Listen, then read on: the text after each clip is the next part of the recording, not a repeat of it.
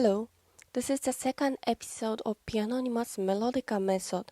Today I will be talking about tuning methods and adjusting the instrument.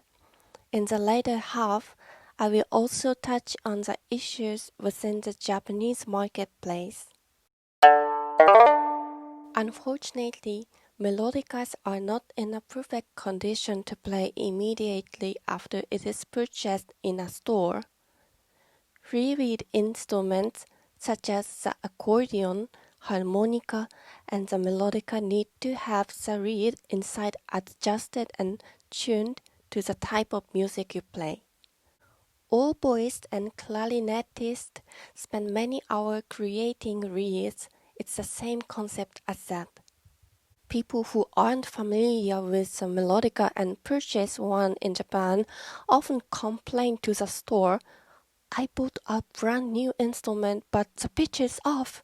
The responsiveness of the reed isn't even throughout the instrument. This is a faulty product." It's embarrassing, so let's make sure not to do this.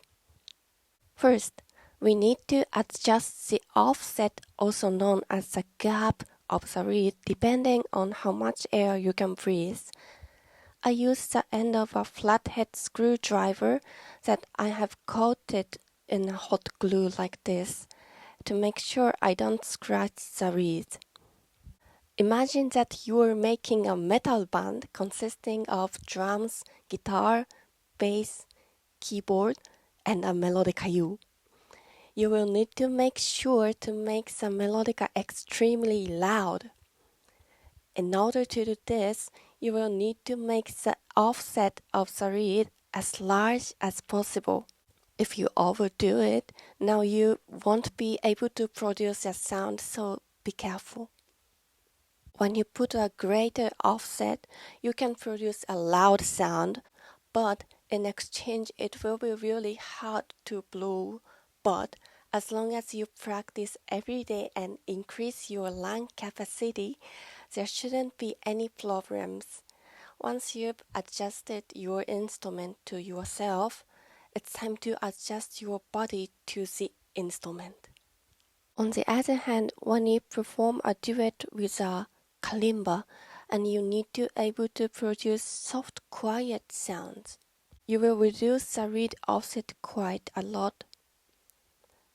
And once again, overdoing it will make it so you won't be able to produce any sound.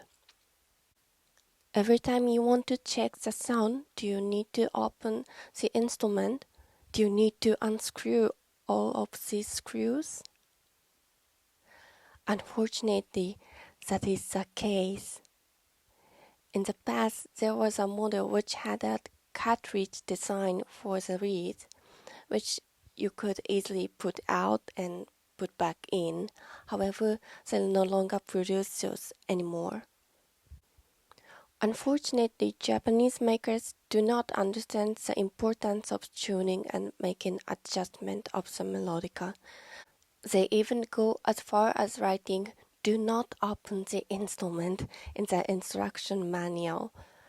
While harmonica and accordion players make adjustments to their instruments frequently to achieve the sound they desire, why aren't melodica players allowed to do so as well? The best way to change the minds of those knucklehead melodica makers is with your wonderful music. A faster and efficient option is to 3D print your own melodica and make your own. Now, in the world of harmonicas, it is said that the reed gap should form a beautiful natural arc like that of a large diameter circle. However, your gap won't necessarily always turn out that way. Do you have a strong breeze or weak one? Do you play a lot of chords? What about single notes? And finally, do you like metal music? Tuning. I get asked the following question a lot. How often is tuning necessary? This is an easy question to answer. Whenever your music becomes imperfect. It might be once a month or even once every season. Technically speaking, your instrument will become out of tune after playing one song. Surprise? Well, you've chosen such an instrument as your companion. Is tuning even needed? If you perform toy music or similar music, you might not need to. When I perform toy music, I choose the instrument that is the most out of pitch and out of tune in my house. However, if you want to play something like the Brahms Symphony, you will want to fine-tune your instrument to the point that you start shedding hair. In the case of Arabian music, Arabic tuning, and Baroque tuning for Baroque music. If you're performing in a group of 30 melodicas and everyone needs to match a pitch, tuning becomes even more important. Tuning each note is important, but also making sure that the interval of fifths, the eighths, and even the thirds are in tune for those who use it. Pretty hard, right? But in the end, all of this just depends on what style of music you play. By the way, I'm fascinated by the music tuning of the accordion. Inside of an accordion are multiple reed plates. Each one has a slight difference in pitch. This makes sure that the sound is well heard even in places such as a dance hall. I tried playing 2 melodicas at once, one tune at 443 and the other tune at 442. I purchased both of them for $10 each at a flea market. For a total of $20, I made the world's cheapest music accordion. Thanks to be aware of while tuning, there are a lot of YouTube videos on how to tune your melodica. We live in a very nice era.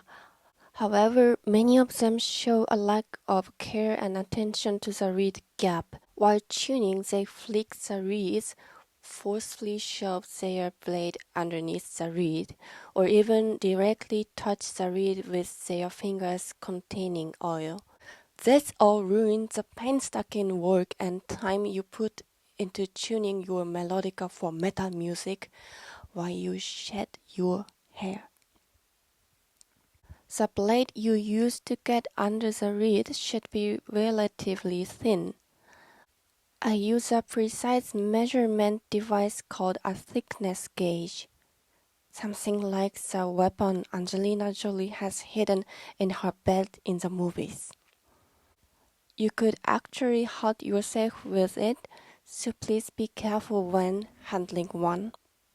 When you open your instrument, you might be surprised by the amount of liquid inside, or even by the rust and mold growing. You might instinctively try to dry off all the liquid on the reed, but the reeds should be a little wet when tuning.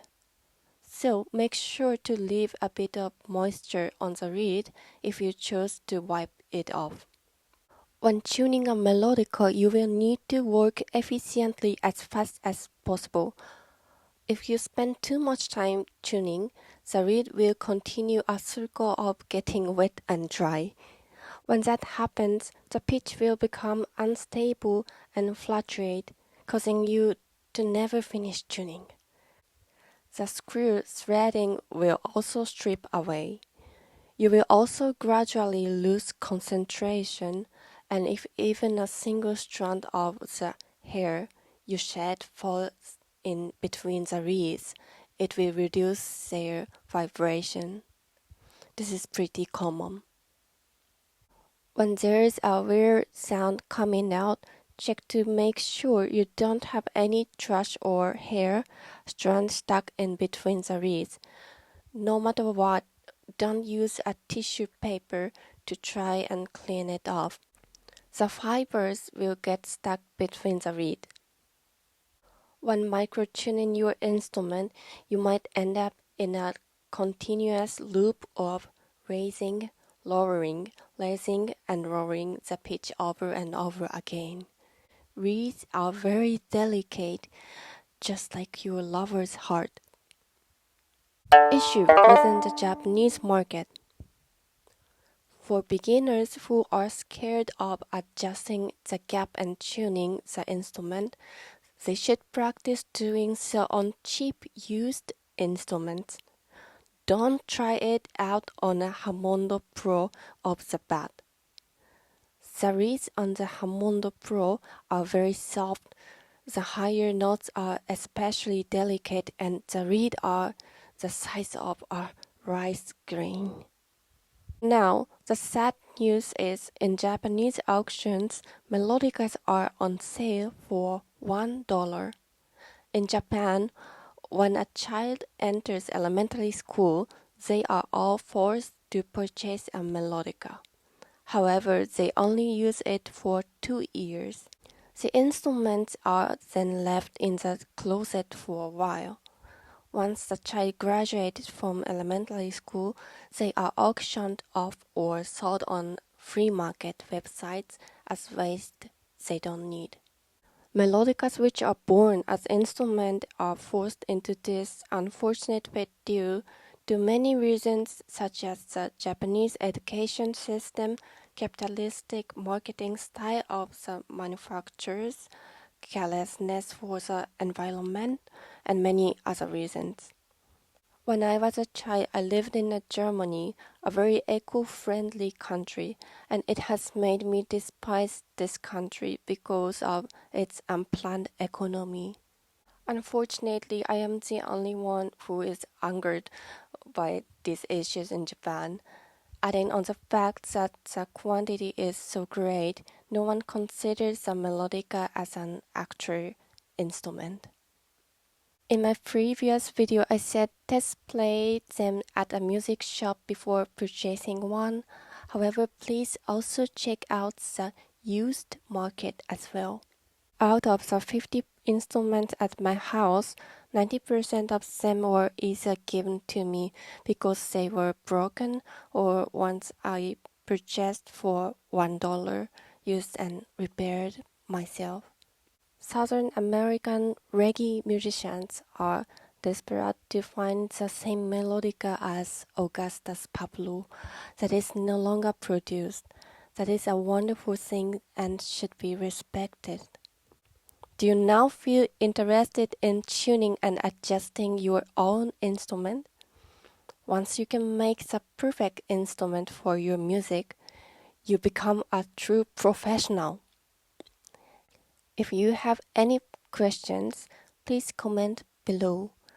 Once again, we really appreciate you Melodicaholic people for watching this video.